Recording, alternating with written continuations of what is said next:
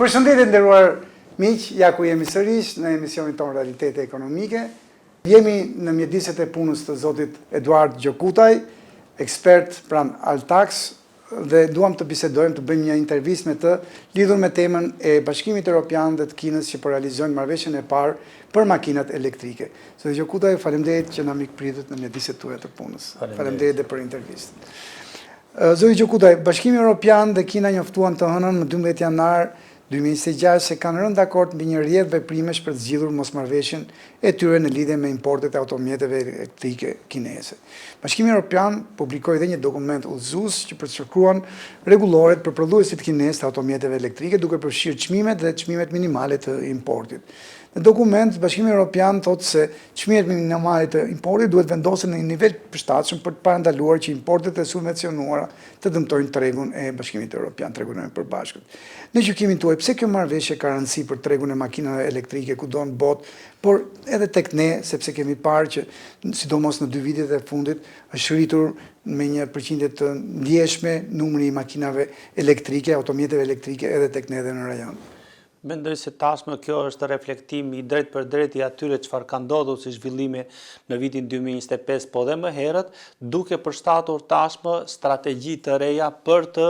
menaxhuar konkurrencën globale, pra një ndryshim paradigme nga një model i një lufte tregtare e cila nga sa duket nuk ka të fituar, por më së shumti po rezulton në humbje, në një qasje më të strukturuar, më të formatuar dhe në një ridimensionim të asaj çfarë ishte më përpara globalizmi në një model ku tashmë strategjit midis atyre çfarë konsiderohen si tregje të mëdhaja, po ndryshojnë atë lloj qasje. Dhe natyrisht kjo i shërben si njërit vend, ku Europa është ajo çfarë është përfituesja direkte, por dhe prodhuesve kinez dhe tregut të saj, e cila në vetvete ka atë lloj peshe dhe atë lloj ndikimi në rritje që e bën që tashmë të kthehet në një partner jo më thjesht dhe vetëm të barabartë, por që të dikton edhe modele. Nga ana tjetër, vendet të vogla si Ballkani dhe Shqipëria kanë një përfitueshmëri indirekte pasi ato i referohen çmimet të tregut, qoftë të BE-s, po qoftë dhe tregut global, duke hyrë në atë pjesë të marrëdhënieve që i takon si një periferi e gjithë këtyre lloj qasjeve. Kjo marrëveshje vjen pas debateve të mpreta, ju edhe e përmendët, mbi subvencionet, tarifat doganore dhe frika nga dumpingu i makinave kineze në tregun evropian. Në gjykimin tuaj, a do të ndikojë kjo marrëveshje në çmimin e makinave elektrike kudo në Europë? Po, mendoj që ndikim do ketë padyshim, por të mos harrojmë që tashmë tregu i prodhimeve është i tillë që po ndikon në një masë kritike tregun evropian dhe natyrisht nuk po e ndikon thjesht dhe vetëm mbi sasinë, por dhe mbi çmimet shumë të lira, duke hyrë në një konkurrueshmëri me prodhuesit evropian që është e padrejtë për sa i përket atyre çfarë ka pasur deri tani, dhe në ndryshim të asaj çfarë është përdorur deri tani si masë dumping, pra tarifat, tashmë ndikimi do të jetë i tillë që do të vijë në një masë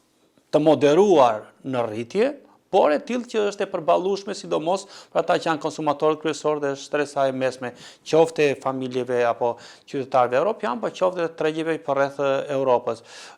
Natyrisht e gjithë kjo është një qasje që menaxhon në një farë mënyre atë tepris industriale kineze. Mos harrojmë që dhe vetë Kina tashmë ka një problem pasi ka arritur në një super prodhim, ku mbi 50% e tregut është që mbizotrohet nga këto, dhe natyrisht që Kina do të përdori presionin e eksportit për të detyruar që unë duhet të krijoj të tjera marrëdhënie, jo thjesht dhe vetëm nëpërmjet presionit të çmimeve, por duke u strukturuar në këtë treg, pasi interesi është që jo thjesht më tej të shiten vetëm makina, por të shitet teknologji apo ajo çfarë Kina ka si qëllim, jo luftra, jo konflikte, por zgjerim nëpërmjet ekonomisë. Ndikon kjo marrëveshje në tranzicionin e gjelbërt? Ne dim që për shembull Bashkimi Evropian ka nënshkruar mes vendeve anëtare të saj atë që quhet marrëveshja e gjelbër Green Deal dhe njëkohësisht në politikat klimatike të kontinentit tonë. Po mendoj që së pari për sa i përket asaj çfarë flitet për produktin konkret, natyrisht që kjo ndikon në një treg më të strukturuar, në një qasje të tillë që do të përdoret si precedent edhe për prodhimet të ardhshme, pasi përveç makinave, Kina është potencial edhe në panelet elektrike diellore dhe në teknologjinë e gjelbër, dhe natyrisht do të transformoj në mënyrë të strukturuar edhe zinxhirët e qarkullimit, të prodhimit dhe të furnizimit, dhe nga ana tjetër dimensioni politik i kësaj qasje ka të bëjë me atë që çmimi po përdoret sot si një instrument i ri gjeopolitik i cili deri më sot nuk është përdorur në këtë mënyrë të strukturuar, dhe gjithë qasja është e tillë që nëpërmjet këtij precedenti të tregjeve strategjike europiane të arrit të diktoj dhe pjesën tjetër të botës, pasi kemi të bëjmë me dy zonat më potenciale, dhe zona potenciale e tretë është tregu amerikan. Ju pikërisht përmendet me të drejtë dimensionin gjeopolitik të kësaj marrëveshje. Në gjykimin tuaj, a mund të ndikojë për mirë edhe në uljen e mëtejshme të tensioneve që janë shkaktuar nga tarifat e administratës Trump mes dy fuqive kryesore ekonomike sot në botë, pra mes Shtetit Bashkuar të Amerikës dhe Kinës? Po ulli tensione besoj që vjen nga interesi dy palësh, të themi në grup, ndërsa BE-ja fiton kohë me këtë marrëveshje, pasi i jep prodhuesve të saj një mundësi për të përshtatur me qasjet teknologjike, për të përshtatur gjithë strukturën e prodhimit të saj dhe të tregut, por nga ana tjetër akomodon kompanit në një qasje më të qetë për sa i përket asaj landingut të butë, të themi, apo uljes së butë të prodhimeve kineze në tregun evropian, pasi arrin të ruaj vendet e punës, e cila është problematik, arrin të ruaj konkurrueshmërinë brenda vetes, dhe nga ana tjetër jep një mundësi që e gjithë qasja e tregut të përshtatet me këtë lloj paradigme të re të detyruar, e cila nga ana tjetër kinezëve apo tregut kinez në përgjithësi u jep mundësinë që ata të hyjnë në formë më të strukturuar në treg, pra të mos jenë më të tillë të diktuar nga luftrat tregtare, i jep një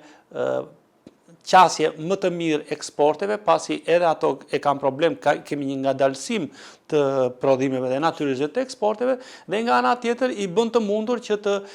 arrin të ridimensionojnë tregun sipas qasjes dhe filozofisë që bashkëpunimi është forma më e mirë se sa luftrat tregtare, të cilat nga sa kuptohet kanë nxjerrë vetëm humbje dhe ka pasur edhe një rritje të kostove të cilat reflektojnë në forma të ndryshme dhe në industritë e tjera të lidhura me to. Pyetja e parafundit për të bisedë të parë tonën të këtij viti, zoti Gjokutaj, çfarë do të thotë kjo marrëveshje për zinxhirët e furnizimit dhe teknologjitë e baterive? Do të thotë që rritet në një farë mënyrë prania industriale dhe teknologjike e industrisë dhe apo gjithë ekonomisë kineze në Europë, e cila tashmë pranohet mbi disa rregulla të reja që ju e përmendët me të drejtë në fillim të intervistës, nëpërmjet vendosjes së çmimit, por jo vetëm të çmimit, por nëpërmjet akomodimit të këtij çmimi që mos jetë më presion për prodhuesit. Natyrisht kjo akomodon jo vetëm industrinë e makinave të automjeteve në Europë, por dhe ato çfarë lidhe me të themi ekonomi periferike, siç është ekonomia ballkanike apo shqiptare, të pozicionohen më drejt dhe të optimizojnë, nëse do të jenë të afta, veten e tyre, karshik tyre, dhe natyrisht të lidhen me zinxhirët e furnizimit, i cili është problemi më i madh që ka lindur, sidomos pas konflikteve ushtarake apo konflikteve gjeopolitike, duke riformatuar një rrugë të re, dhe natyrisht reaktivizon dhe optimizon gjithë marrëveshjet që jo vetëm Kina ka ngritur deri tani, një brez, një rrugë dhe marrëveshje të tjera potenciale, por dhe ato marrëveshje që Europa ka me Kinën, pasi tashmë një fitore arrihet, lufta tregtare lihet në plan të dytë, tarifat nuk po përdoren më si instrumenti kryesor, dhe është ekonomia që prevalon mbi vendimarrjen politike të momentit, dhe shikohet me një qasje mbi të gjitha që të mos jetë fitore afat shkurta të njërës apo tjetrës palë, po të jenë fitore afat mesme, në mos dhe afat gjata, në varësi dhe të situatave. Pyetja e fundit, ju sapo i thatë shumë qartë vlerat e kësaj marrëveshje, a mund të shndrohet ajo në një model të ri të bashkëpunimit ekonomik global në epokën e tranzicionit të gjelbër? Po mendoj se marrëveshja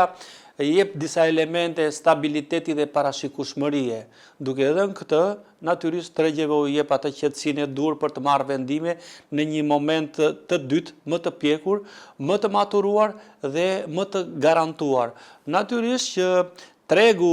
ballkanik dhe shqiptar, për të cilin neve tashmë duhet të shprehemi se është pjesë e gjithë atyre çfarë duhet të ndodhin, duhet të rigjej vetveten pasi është ende me vonesë në aspektin e asaj se si këto marrëveshje duhet i kthejnë në potencialet të veta dhe natyrisht t'i përdori edhe në funksion të gjithë kësaj qasje. Nga ana tjetër, kjo nuk flitet thjesht për një industri të makinave, por flitet për atë çfarë është mbrapa kësaj industrie, pra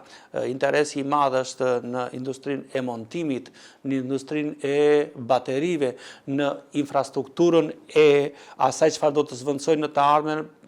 logjistikën apo furnizimin e këtyre makinave, pra karikime të tjera me radhë, dhe natyrisht kemi një ripozicionim të gjithë zinxhirëve ku secili më i zoti kuptohet do të gjej pjesë më të madhe dhe nuk duhet lënë të humben ato mundësi të cilat o i kap në moment ose pastaj koha të lë mbrapa. Zoti Gjokutaj, faleminderit shumë për këtë bisedë tonë të parë të këtij viti. Të nderuar miq, ju faleminderit që na ndoqët dhe mirupafshim në takimet e ardhshme.